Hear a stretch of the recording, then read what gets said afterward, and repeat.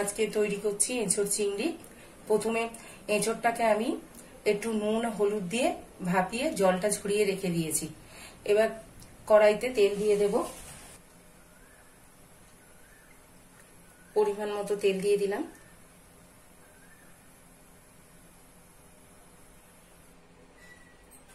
তেলটা গরম হয়ে গেছে, আমি নুন হলুদ আর একটু লঙ্কা মাখিয়ে আলুগুলো ভেজে নেবো।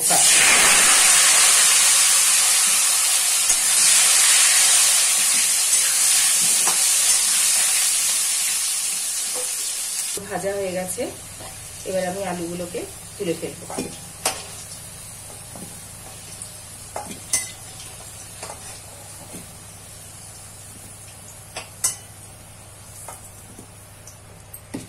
ওই একই তেলে আমি গোটা গরম মশলা আর জিরে ফোড়ন দিয়ে দেব।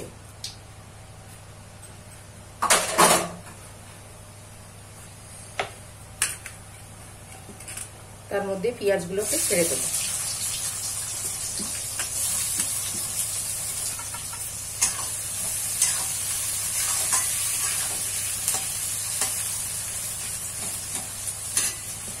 এই পেঁয়াজের মধ্যে আমি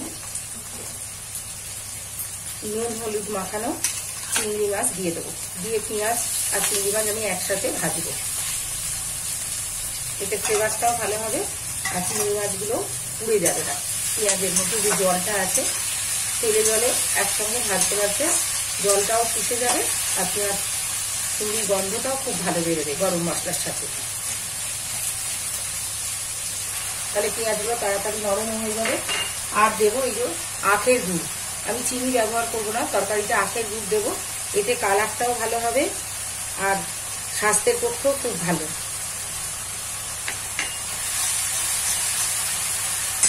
একসাথে মিশিয়ে নেবো।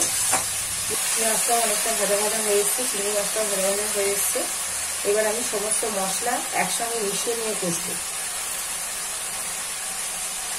এটার মধ্যে আছে টমেটো, রসুন, আদা একসঙ্গে পেস্ট করা, হলুদ গুঁড়ো, অল্প একটু জিরে গুঁড়ো,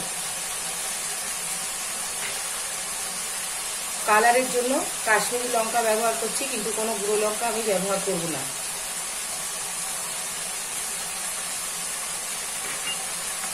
আর ঝালের জন্য কাঁচা লঙ্কা। এবার সমস্ত মশলাটাকে আমি ভালো করে কষিয়ে নেব।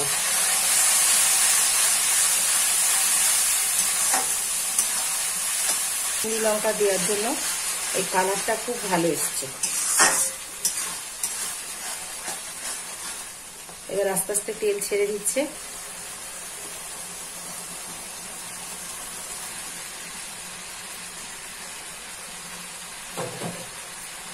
এঁচোড়ের আমি কেবলমাত্র যে পিস পিস টুকরো অংশটা পিছনে সেইটুকুই নিয়েছি।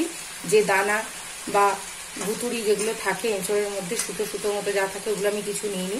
ওগুলো নিয়ে নিলে মশলাগুলো টেনে না, এঁচোড়টা টেস্ট হয় না। শুধু এঁচোড়ের অংশটুকু, যেটুকু অংশ খাওয়া যায় শুধু কেবল সেই অংশটুকুই আমি ব্যবহার করেছি।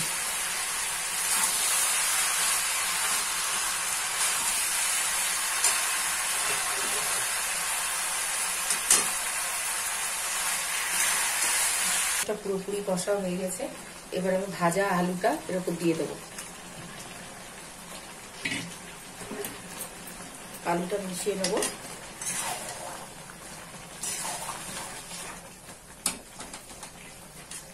এবার আমি পরিমাণ মতো এর মধ্যে জল দিয়ে দেব।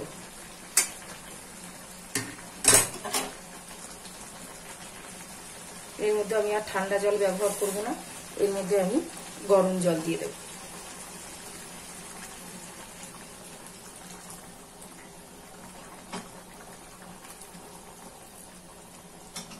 দেখুন কালারটা কত সুন্দর এসছে।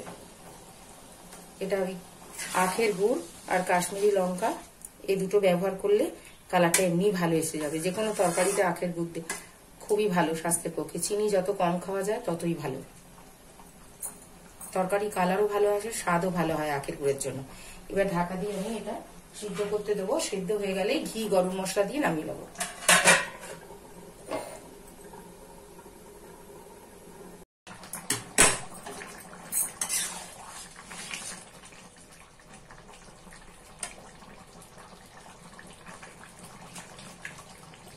আলু মোটামুটি ভালোই সিদ্ধ হয়ে গেছে। যেটুকু সামান্য গরম আছে, এই প্রচন্ড গরমে আর এই হিটে এটা ভালো মতোই সিদ্ধ হয়ে যাবে। আর এঁচোড় তো সিদ্ধ হয়েই গেছে।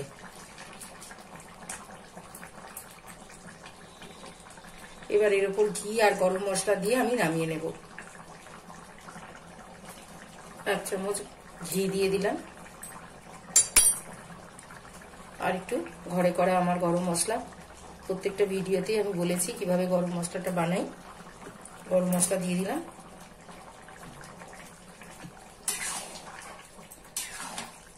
ভালো করে মিশিয়ে নিলাম। আর আমি একটু এঁচোড়টা ঝোলঝোলি পছন্দ করি, মোটামুটি ঝোল আছে।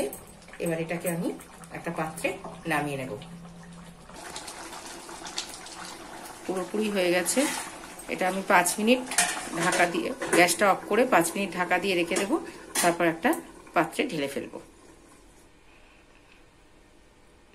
সত্যি সত্যি গাছ পাঁঠা, দেখে মনে হচ্ছে পাঁঠার মাংসের ঝোলের মতো কালারটা। আমি এঁচোড় চিংড়িটা একটা পাত্রে ঢেলে দিয়েছি। আজ এই পর্যন্ত। পরের রেসিপি নিয়ে আবার হাজির হব। নমস্কার। ভালো লাগলে চ্যানেলটিকে এগিয়ে নিয়ে যেতে সাহায্য করবেন।